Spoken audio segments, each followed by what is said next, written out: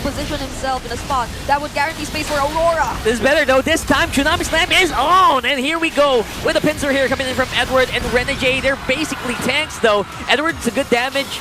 Will not be usable yet on Masha. Here comes the shortcut. They're diving in on King Kong! And King Kong gets taken down. The Sigma King falls! Now Super Friends falling back! Oh boy, great follow-up from RORA. Super Friends damage to almost all of them. And now, though... Oh, this could be big here. Renegade getting pulled back in. Shortcut is active, but he will go down. There goes Kellera with the cross. Go ahead and bring that in the XP lane. So, interesting. Final thoughts here, Redmar, on the drafts. All right, I like the game one in a best of 5. Moving forward through the upper brackets is the winner. It's Aurora versus Onic Philippines. Leo at your service here with Rockhard and Brigida bringing you the action. I will echo Renmar. It's very rare that we actually just agree on a draft. This is difficult for Onic to execute, even for them. Yeah. Like, looking at the lineup itself, there are several counters which are already pretty much present, but hold on. Okay, that was close for Brusco. Going back, it's not just the Kalea that can potentially be countered out by the Purify that's in Aurora's hands, right? It's also the stacks that could come in from Kellera later on. Like, if he gets to at least land 2 and just lack 1, the moment he just either Yue or Dominic decides to pop the Purify, then that'll almost register the entire effort's useless. I really love that you mentioned Kellera, because as much as I really do agree, hold on, Fato. Look at that, Renegade might be in trouble here, going down first blood, no ultimates yet, no shortcut or anything, means he's gonna go down, but Demon Kite does allow him to get a little bit of vengeance, get some of that gold back in. Well, that was interesting. I mean, it's Onic who we've been constantly talking about as a team who might be potentially lacking in terms of early game damage or even kill potential in general, but they just really went in aggressively, trying to invade even a Fredrin jungler. As I was about to say earlier, I feel like, yeah, I mean, I love the Aurora lineup, but you look at when you think about Kellera and you think about the Wanwan, what do you remember, right? Like, you remember that insane 1v4 maniac play that he did on his own a few years back, and you think, you know what? This guy is scary. That's right. In the summer of 2022, this was one of Kellera's main flames, the Wanwan. Personally, it's the reason why I call him the Filipino Savage, is he would play forward in your face. Now, Super Prince starting with the Crimson Beacon. First turtle up. Oh, look at that. Beautiful engagement here coming in from Kirk, but will be slowed down a little bit. Brusco can't really do anything yet. Doesn't have the Tsunami Slam.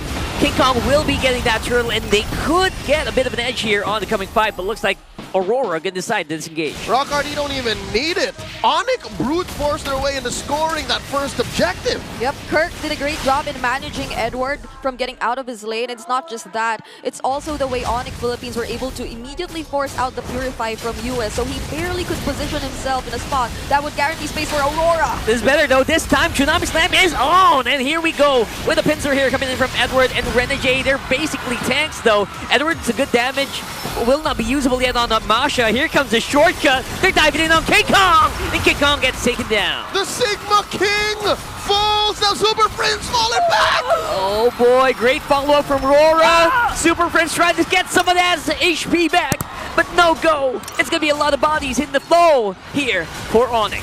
And they basically show us this is how you punish others. Oh, wait. There's another engage coming in from Onic. Are they gonna commit? This is Demon Kite though. He's really tanky. King Kong's gonna catch up. Very happy taken. Brusco out of range here with US. Feathered airstrike.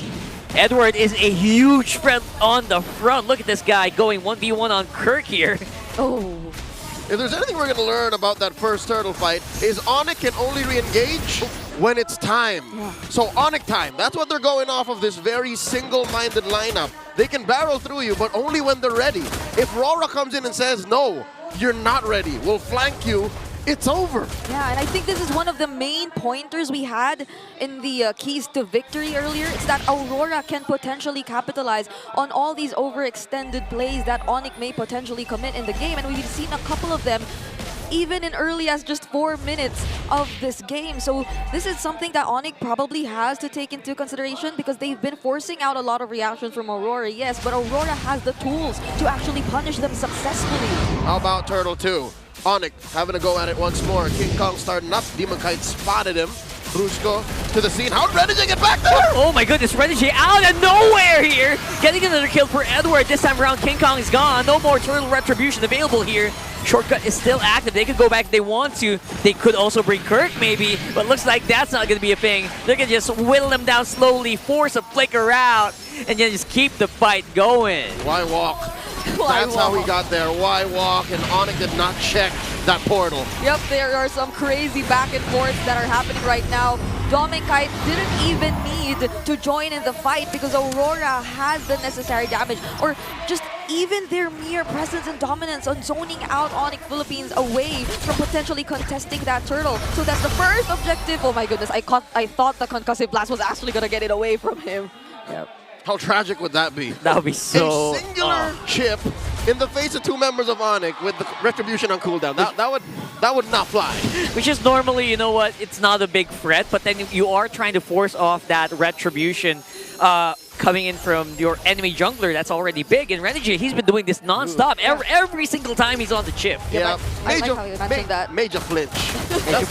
That's a power play, all right? If there's anything that Onic can rely on in the face of this 4,000 gold lead Aurora's approaching, is the fact that Kelra hasn't joined any fights yet. Yeah. The fact that the chip has the shortcut means Dominic has been an active part of all of Aurora's assaults. We're waiting for Kelra to get online. Yeah. There was just this one moment though which happened just now that Dominic indeed did not decide to join, but it seems like it is indeed time for Kelra, or unfortunately he might just be even forced to join in on what Onic is trying to do from this point onwards, because they're being forced to defend so many of their turrets. I liked how Rockhart did mention Renegade and how proactive he is in terms of using the chip, because he comes in at the most unexpected timings. And Onic Philippines seems like they're struggling, but they go for the engage. Yeah, that's a beautiful engagement. Renegade will be able to still activate the shortcut, and actually was enough to keep him alive, but only for a moment. Double kill for Doming though. That means that's going to be stacked going into that Granger. Now Demon Kite is on the jungle. Here on a bit of a pincer maneuver. Edward! Like a bullet straight into Super Prince, gonna be able to at least push him back, but no kills happening for Aurora. Flicker forward, thunderclap. You know what? It's not even the fact that he didn't get a kill. The fact that they forced Onic back all the way is worth it.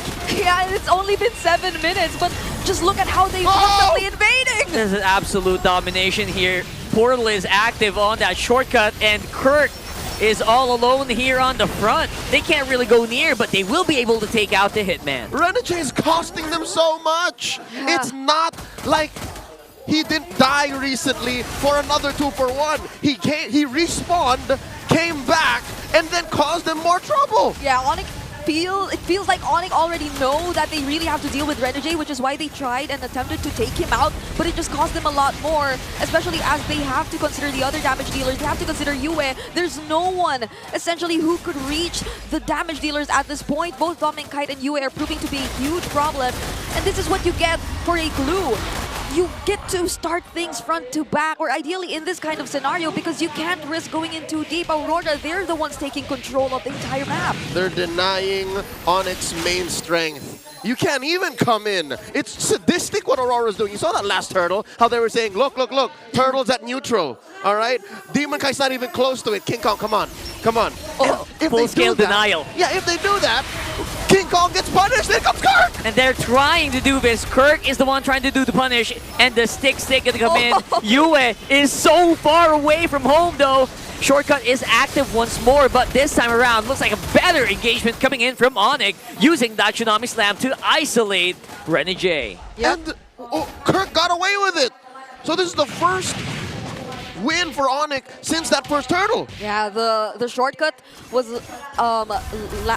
launched right after the Yue actually used the Wings by Wings alongside Kirk with a grab, so Kirk was able to take advantage of that shortcut that's readily available, and the fact that Onic during that team fight were able to split up or even just zone away the damage dealers, again courtesy of Kirk, they were able to take advantage of the entire scenario, punishing at least one member from Aurora, but this still doesn't change the fact that there exists a 6K gold lead in favor of Aurora. All right.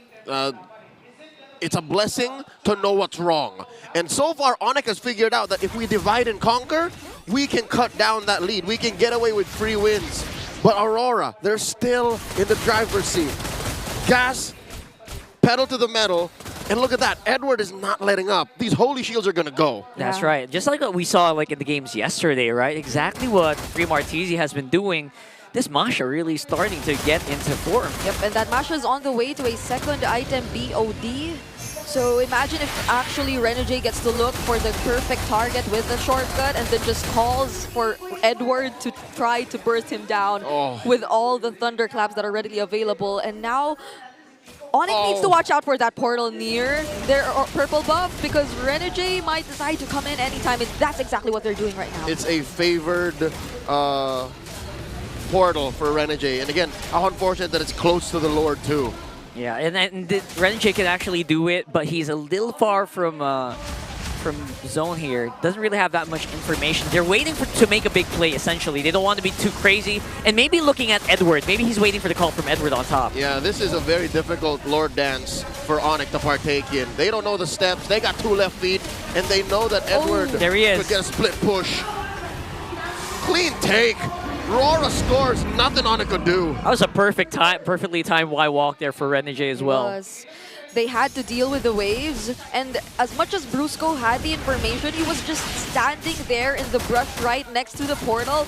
There was nothing they could do because there were other things that they had to deal with. Again, the waves, and you couldn't contest an objective that was already almost burst down here technically by Aurora. There's the Winter Crown pickup, by the way, as well by Demon Kite. So you could expect them to play this a little more aggressively because they can't just bait out that crossbow of Tang.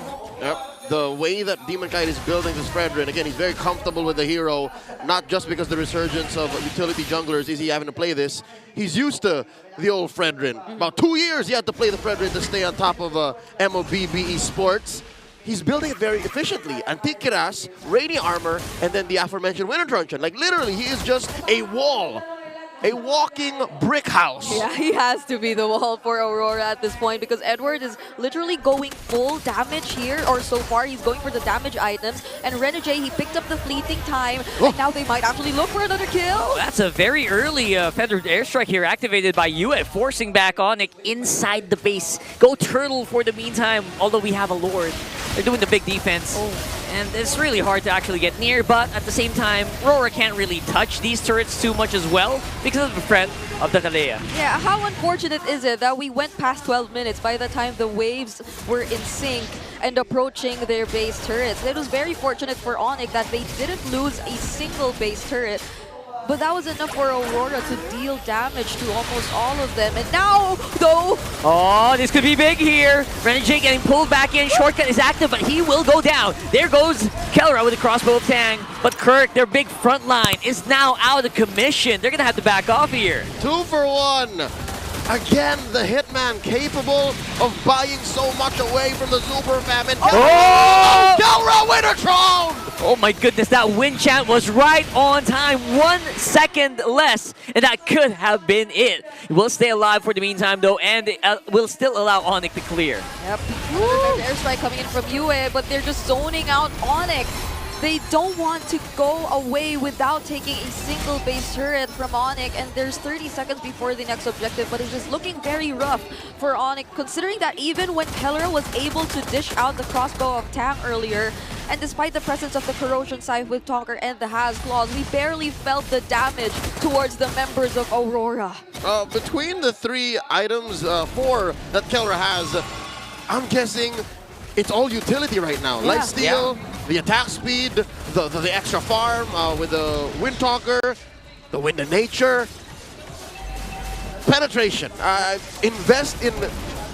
What is this? Demon Hunter Sword. Yeah. Yeah. They should. This was a build that Benny QT 2 decided to opt for yesterday when they were way behind up against Team Falcon. So this is exactly what's happening to Onic right now. So we definitely see the need for them to wait a little more. There's Brusco picking up the fleeting time, but I don't think they'll be able to go for any setups and attempts for now. Just look at how Aurora's managing the macro so well through Edward.